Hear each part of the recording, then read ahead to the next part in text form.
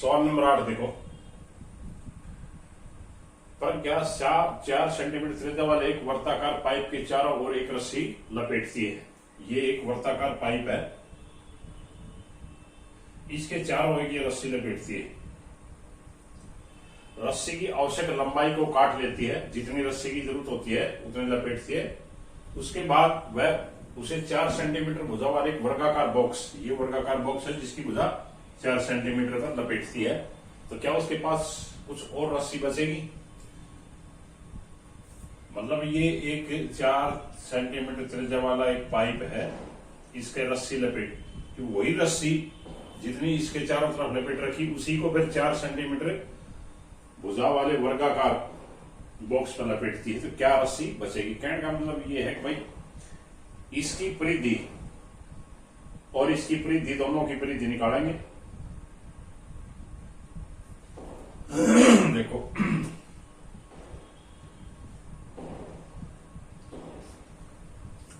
वर्ताकार पाइप,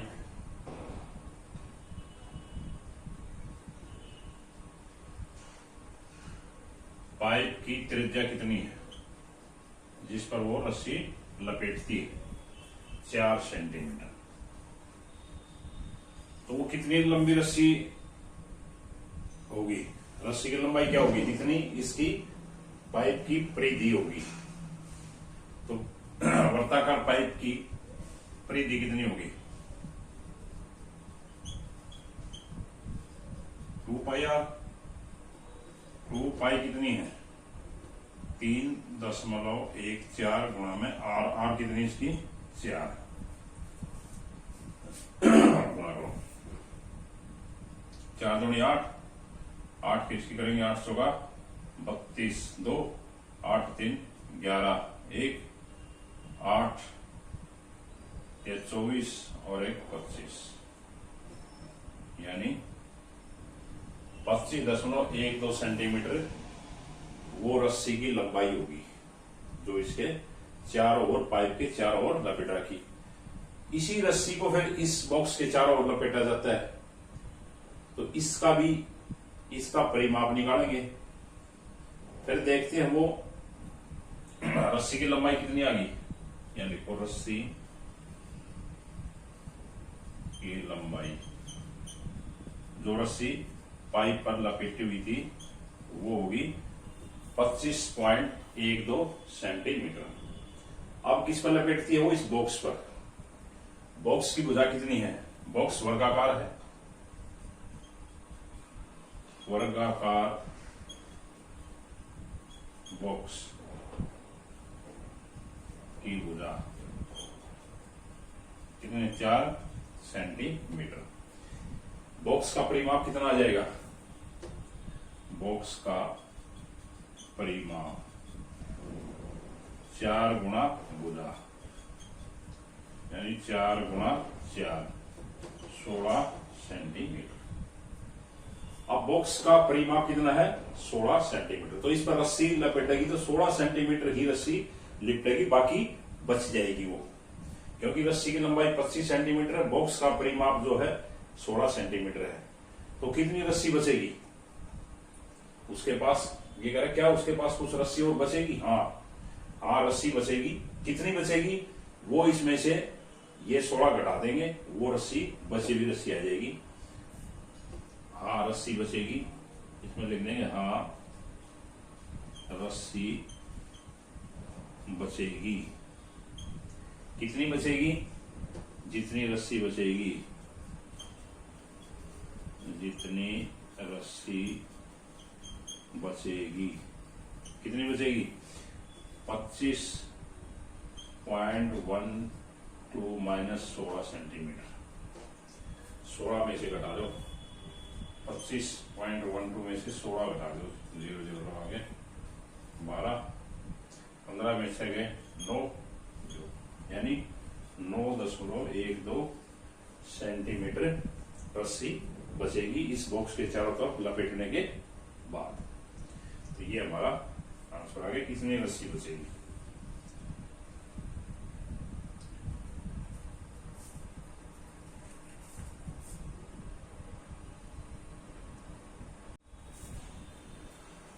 अब सवाल नंबर 9 देखो। संलग्न आकृति, ये एक आकृति है। कह रहा है कि आयताकार पार्क के मध्य में एक वृत्ताकार फूलों की क्यारी को दर्शाती है। एक ये आयताकार पार्क है, उसके बीच में एक ये फूलों की क्यारी है। तो ज्ञात कीजिए पूरे पार्क का क्षेत्रफल। इस पार्क का क्षेत्रफल, ये जो है पूरा ये पार्क है और ये फूलों की क्यारी है।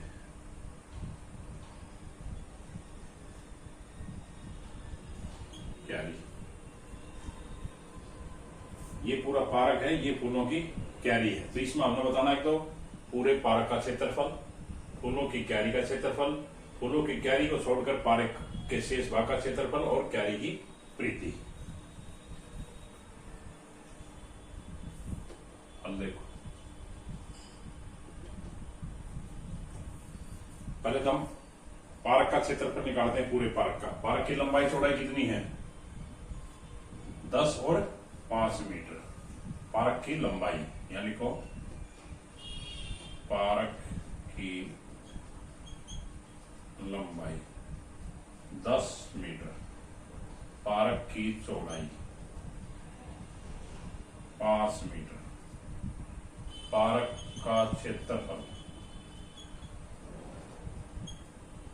आयताकार है पार्क, आयताकार चित्र का क्षेत्रफल क्या होगा? लंबाई गुणा चौड़ाई, 10 गुणा में 5, 50 वर्ग मीटर। ये तो आ गया पूरे पार्क का। एक उत्तर तो हमारा आ गया ये पूरे पार्क का क्षेत्रफल 50 वर्ग मीटर। दूसरा क्या है? क्यारी का क्षेत्रफल। तो क्यारी की ये त्रिज्या दी हुई है 2 मीटर। फूलों की क्यारी, फूलों की क्यारी की त्रिज्या कितनी? 2 मीटर। फूलों की क्यारी कैसी है? वर्त के आकार की। तो फूलों की क्यारी का क्षेत्रफल क्या होगा? पाई आर स्क्वायर।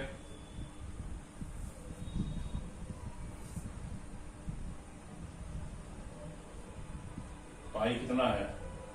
22/7। आर कितनी? 2 गुणा 2। कितना आ जाएगा? 2 दूनी 4, 88/7 वर्ग मीटर। ये आ गया इस क्यारी का क्षेत्रफल। दूसरा उत्तर हमारा ये आ गया। दशमलव में लिखे तो आगे दशमलव लिख दो, नहीं तो ये आ जाएगा। फूलों की क्यारी को छोड़कर पार्क के शेष भाग का क्षेत्रफल। तो देखो पूरे पार्क में से हम इस क्यारी का घटा देते हैं। जब पूरे पार्क के क्षेत्रफल में से हम इस क्यारी का क्षेत्रफल घटा देंगे तो शेष भाग का क्षेत्रफल आ जाएगा। पार्क के शेष भाग का क्षेत्रफल कितना हो जाएगा?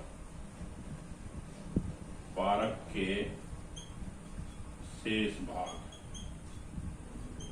का क्षेत्रफल कितना होगा? पार्क का क्षेत्रफल घटा में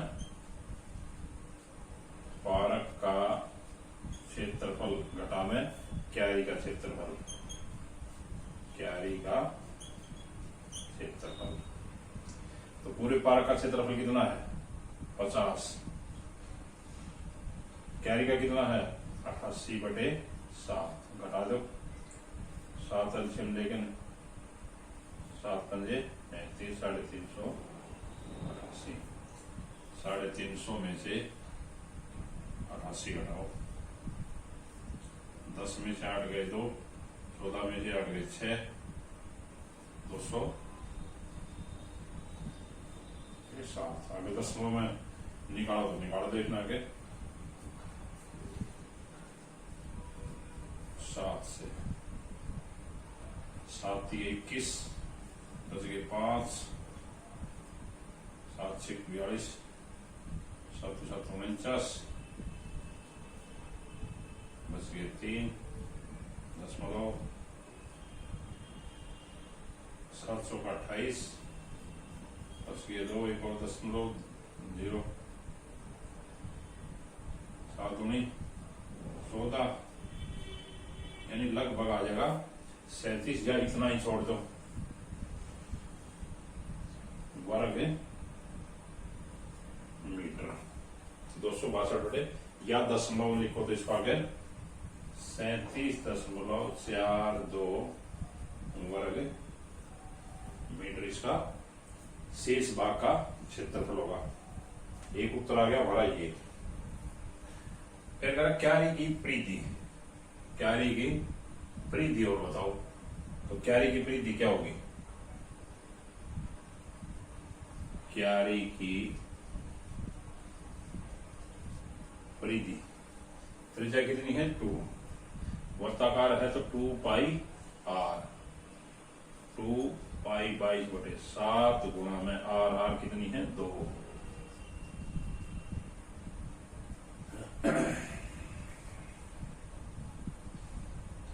2 पाई आर,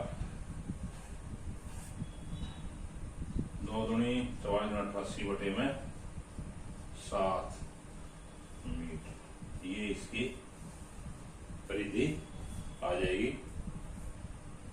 तो ये इसके चारों उत्तर हुए। तो देखो, दी गई आकृति में छायांकित भाग क्षेत्रफल ज्ञात करें। छायांकित भाग का क्षेत्रफल ज्ञात करो। ये देखो, ये एक आकृति है, ये दूसरी है। इनमें जो छायांकित भाग है इसका क्षेत्रफल ज्ञात करना है।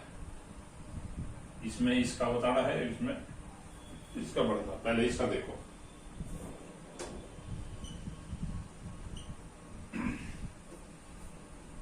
ये देखो भाई, ABCD, इस पूरे ABCD के क्षेत्रफल में से अगर हम एक त्रिभुज, तो ये है EBC और एक है EAF, इन दोनों का क्षेत्रफल घटाते हैं।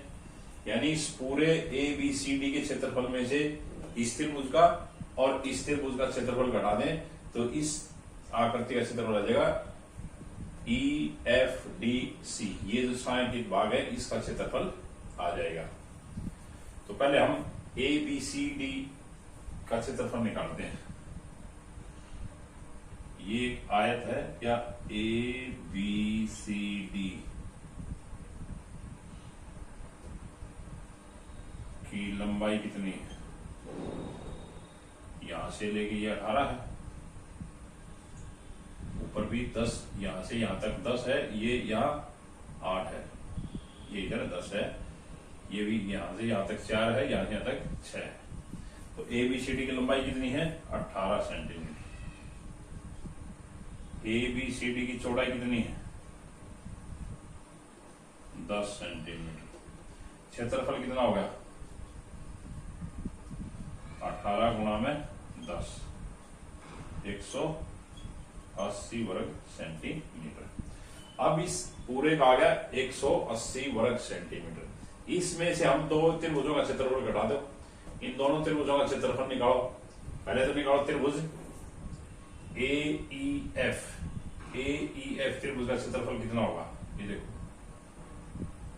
त्रिभुज AEF,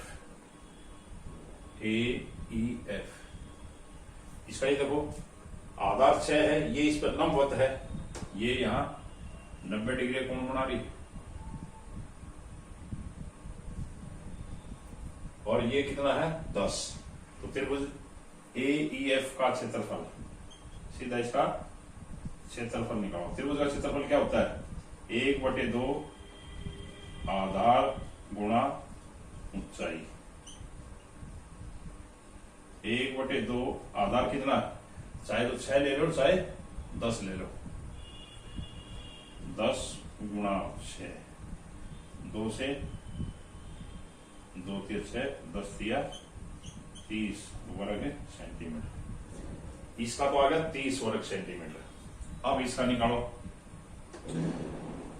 त्रिभुज EBC का क्षेत्रफल कितना होगा? 1/2 आधार कितना है? 8 गुना में 10, 2 चौके 8, 10 चौके 40 वर्ग सेंटीमीटर। दोनों त्रिभुजों का क्षेत्रफल कितना हो गया? त्रिभुज AEF प्लस त्रिभुज EBC का क्षेत्रफल कितना हो गया? 30 प्लस 40 यानी 70 वर्ग सेंटीमीटर। इनका आ गया 70 वर्ग। अब छायांकित भाग का क्षेत्रफल कितना हो जाएगा? या D, F, E और C। छायांकित भाग कौन सा है? D, F, E, C। इसका क्षेत्रफल कितना होगा? का क्षेत्रफल पूरे का कितना आया था? पूरे का आया था हमारा 180। इन दोनों त्रिभुजों का कितना आया? 70। इसमें से 70 घटा दो यानी 110 वर्ग सेंटीमीटर। इसी छायांकित भाग का क्षेत्रफल आ गया। यानी इस पूरे के क्षेत्रफल में से त्रिभुज इसका और त्रिभुज इसका क्षेत्रफल घटा दो, ये इस भाग का क्षेत्रफल आ जाएगा। अब दूसरे भाग में देखो, दूसरे चित्र में इसमें ये देखो, ये 10 है, यहां से यहां तक 10 और यहां से यहां तक 10 है। ये पूरी 20 है। तो जब ये पूरी 20 है तो ये भी 20 है और 10 ये यहां से है या 10 ये यहां है, ये इधर भी 20 होगी इधर भी, यानी एक वर्ग बन गया ये। तो PQRS का क्षेत्रफल कितना हो जाएगा? भुजा कितनी है?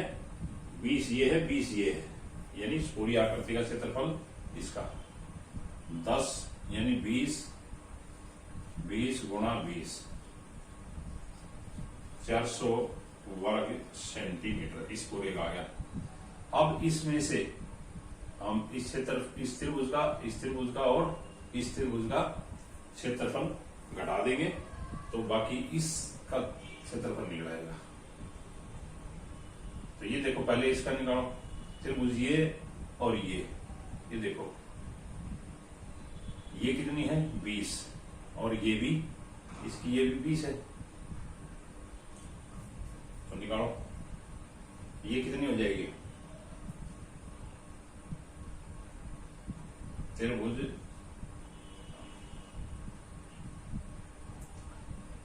URQ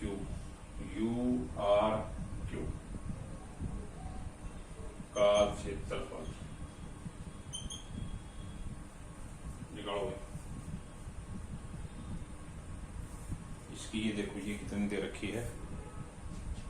ये 10 दे रखी है, यहां से यहां तक की 10।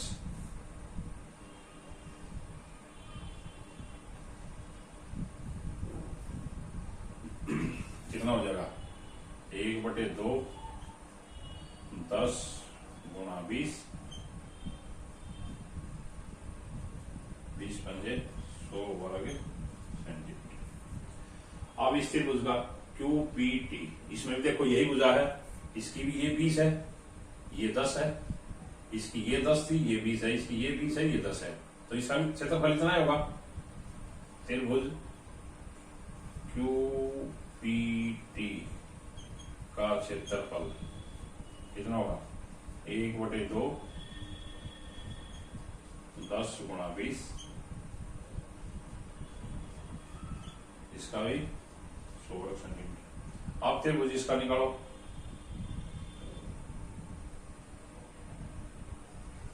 त्रिभुज TSU का क्षेत्रफल कितना होगा? 1/2 10 गुणा 10।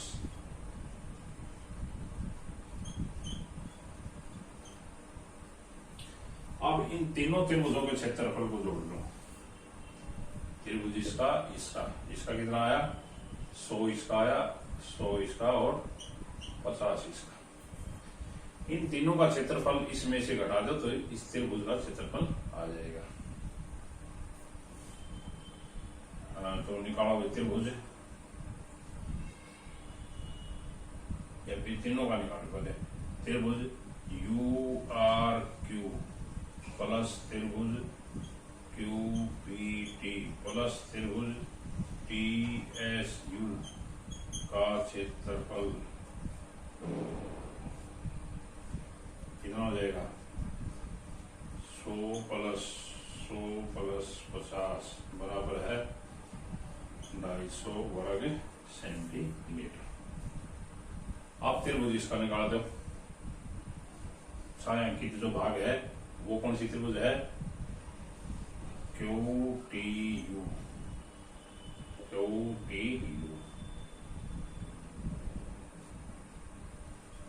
का क्षेत्रफल कितना होगा? पी क्यू आर एस का क्षेत्रफल घटा में इन त्रिभुजों का क्षेत्रफल घटा में ये तीनों का कितना है? 250। पी क्यू आर एस का कितना क्षेत्रफल आया था? 400 घटा में 250 कितना बच गया? 150 वर्ग सेंटीमीटर। इसे छायांकित भाग का क्षेत्रफल आ गया। और यही हमने बताना था। इसमें इस छायांकित भाग का 110 आ गया और इसका आ गया 150।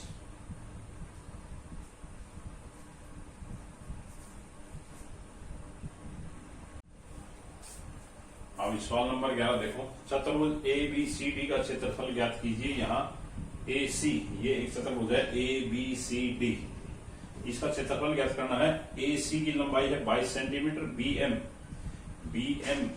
3 सेंटीमीटर, डी एन 3 सेंटीमीटर और बी एम लंब है ए सी पर और डी एन लंब है ए सी पर। ये दोनों इसके ऊपर लंब है, लंबवत है ये।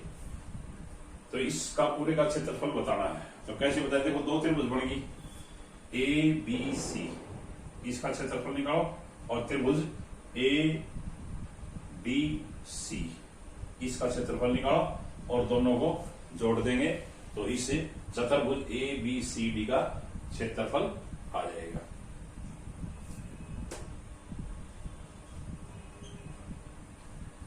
ये देखो इस त्रिभुज का क्षेत्रफल आधार गुणा ऊंचाई। आधार कितना है इसका? 22। लंबवत ऊंचाई कितनी दे रखी है? 3, यानी 1/2 आधार गुणा ऊंचाई। तो त्रिभुज ए बी सी में ए सी कितना है? ए सी बराबर है 22 सेंटीमीटर और बी एम 3 सेंटीमीटर। क्षेत्रफल कितना होगा? 1/2 आधार गुणा ऊंचाई। आधार ये हो गया ऊंचाई, लंबवत ऊंचाई ये होगी 1/2 22 गुणा में 3 11 33 वर्ग सेंटीमीटर। इतना इसका आ जाएगा। इसका भी आधार ये है और इसकी ऊंचाई भी उतनी ही है। इसके नीचे नहीं लंबवत ऊंचाई। त्रिभुज ए सी डी का क्षेत्रफल निकालेंगे तो आधार ये होगा, इसकी ऊंचाई ये हो जाएगी। तो त्रिभुज ए सी डी का क्षेत्रफल कितना हो जाएगा? उसका भी इतना ही हो जाएगा 33 वर्ग सेंटीमीटर, क्योंकि उसकी आधार भी 22 है और ऊंचाई भी 3 है। इसका भी आधार 22 और ऊंचाई 3, तो दोनों का सेम हो जाएगा। तो चतुर्भुज